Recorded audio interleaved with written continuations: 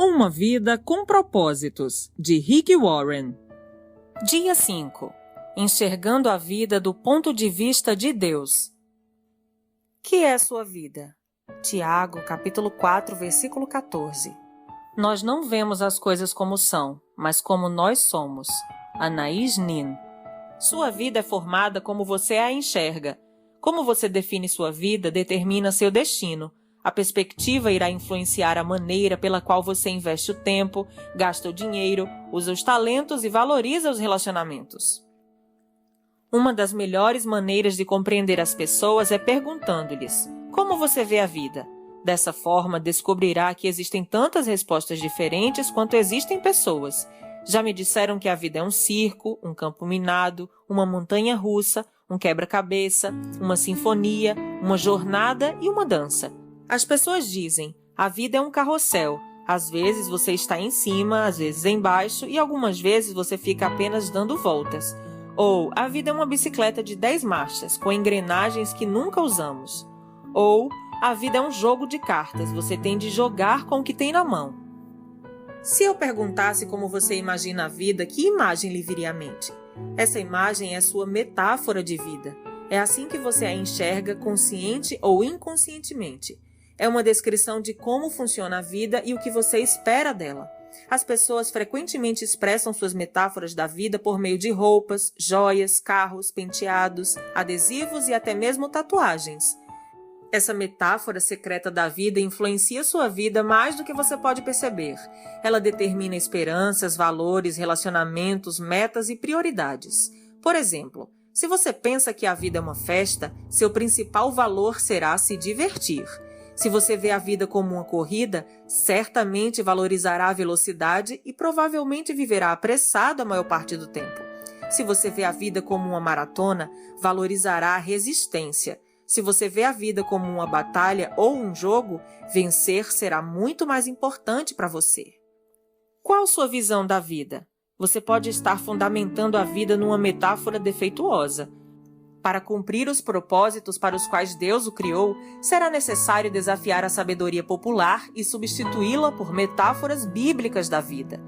A Bíblia diz: não vivam como vivem as pessoas desse mundo, mas deixem que Deus os transforme por meio de uma completa mudança da mente de vocês.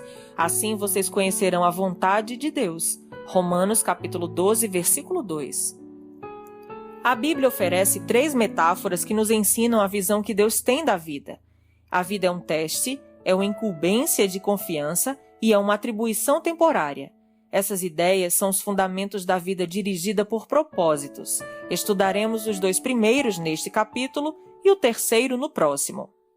A vida na Terra é um teste. Essa metáfora da vida é vista nas histórias relatadas em toda a Bíblia.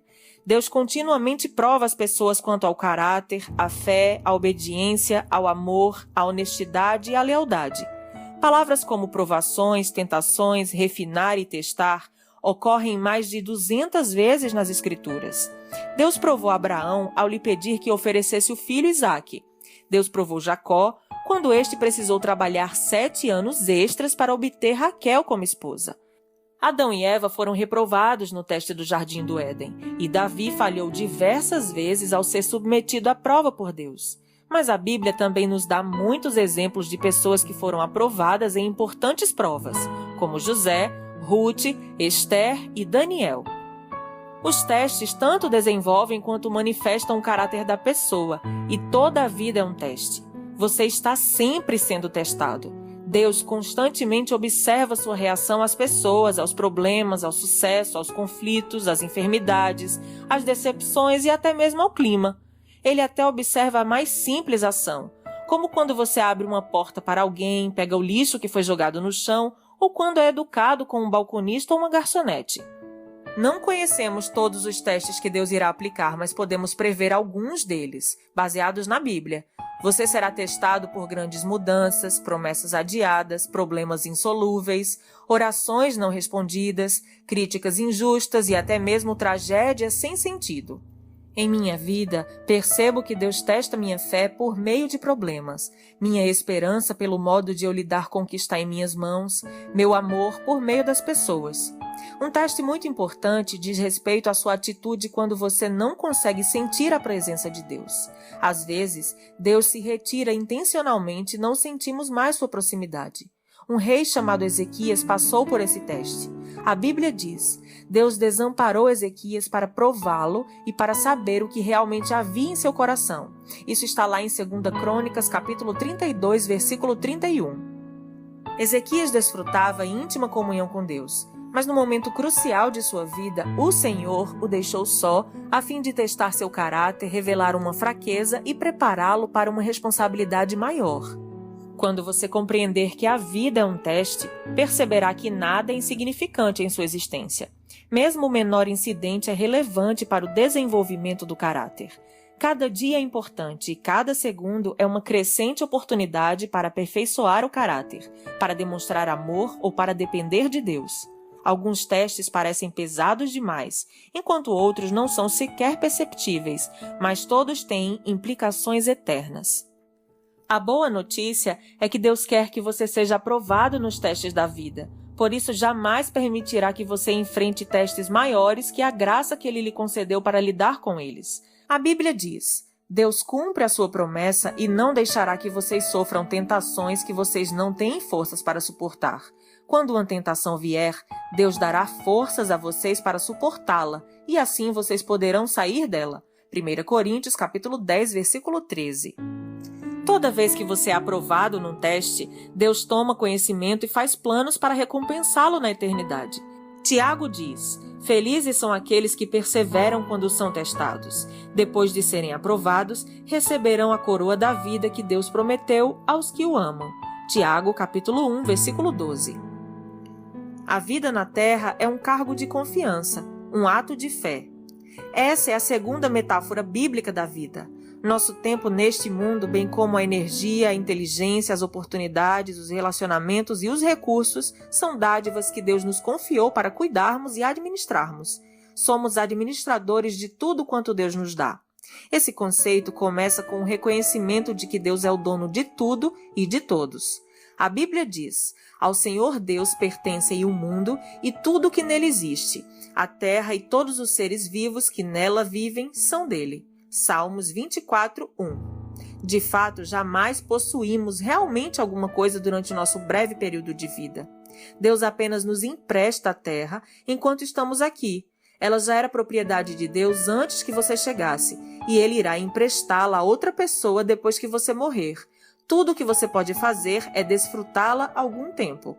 Quando Deus criou Adão e Eva, confiou a eles o cuidado de sua criação e nomeou-os administradores de uma propriedade. A Bíblia diz: Deus os abençoou dizendo: tenham muitos e muitos filhos, espalhem-se por toda a terra e a dominem, e tenham poder sobre os peixes do mar, sobre as aves que voam no ar e sobre os animais que se arrastam pelo chão. Gênesis capítulo 1, versículo 28. A primeira tarefa que Deus deu aos humanos foi administrar e cuidar das coisas dele. Dessa função, o homem jamais foi exonerado, e é parte de nosso propósito atualmente. Tudo o que desfrutamos deve ser tratado como uma responsabilidade que Deus pôs nas mãos. A Bíblia diz: vocês têm alguma coisa que não tenha sido dada por Deus? E se tudo o que vocês têm vem de Deus, por que vocês se vangloriam como se tivessem realizado alguma coisa por si próprios? 1 Coríntios, capítulo 4, versículo 7. Há alguns anos, um casal permitiu que minha esposa e eu, em nossas férias, usássemos sua bela casa de frente para uma praia no Havaí. Era um conforto com o qual não podíamos arcar e aproveitamos muitíssimo. Eles nos disseram: usem-na como se pertencesse a vocês. E foi o que fizemos. Nadamos na piscina, comemos a comida da geladeira, usamos as toalhas de banho, os pratos e até nos divertimos pulando nas camas. Mas sabíamos durante todo o tempo que a casa não era realmente nossa. Por isso, tomamos um cuidado especial com tudo. Aproveitamos os benefícios que ela nos oferecia, sabendo, porém, que não éramos proprietários dela.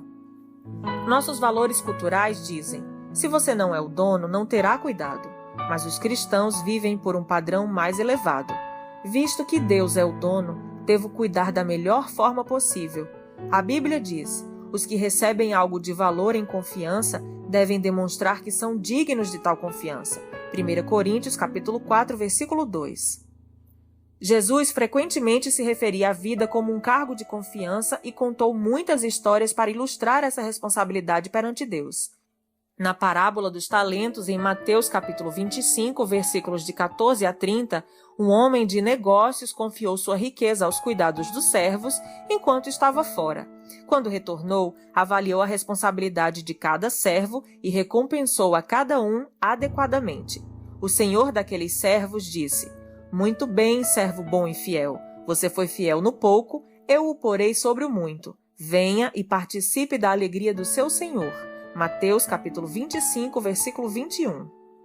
Ao final de sua vida, você será avaliado e recompensado conforme seu desempenho ao lidar com o que Deus lhe confiou. Isso significa que tudo o que você faz, mesmo uma simples tarefa diária, tem implicações eternas. Se você trata tudo como cargo de confiança, Deus promete 3 recompensas na eternidade. Primeira, você receberá o reconhecimento de Deus. Ele dirá: "Muito bem, bom trabalho." Segunda, você receberá uma promoção e uma responsabilidade maior na eternidade. Eu o porei a cargo de muitas coisas. Terceira, você será honrado em uma comemoração. Venha e participe da alegria do seu Senhor. A maioria das pessoas não percebe que o dinheiro é tanto um teste quanto um cargo de confiança designado por Deus, que usa a área financeira para nos ensinar a confiar nele. E para muitos, o dinheiro é o maior de todos os testes. Deus observa como usamos o dinheiro para avaliar se somos confiáveis. A Bíblia diz: "Se vocês forem indignos de confiança em relação às riquezas deste mundo, quem lhes confiará as verdadeiras riquezas celestiais?" Lucas capítulo 16, versículo 11. Essa é uma verdade fundamental. Deus diz que há um relacionamento direto entre a forma de eu utilizar o meu dinheiro e a qualidade de minha vida espiritual. O modo de eu administrar meu dinheiro, riquezas desse mundo, determina quanto Deus pode confiar a mim as bênçãos espirituais, riquezas verdadeiras.